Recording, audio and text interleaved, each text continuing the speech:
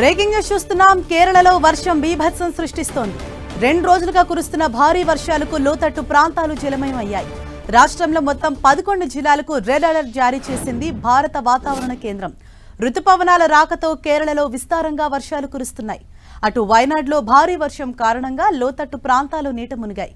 వర్షం కురిసే సమయంలో ప్రజలంతా అప్రమత్తంగా ఉండాలని అధికారులు సూచించారు. మరోవైపు కేరళ ప్రభుత్వం కూడా అప్రమత్తమైంది.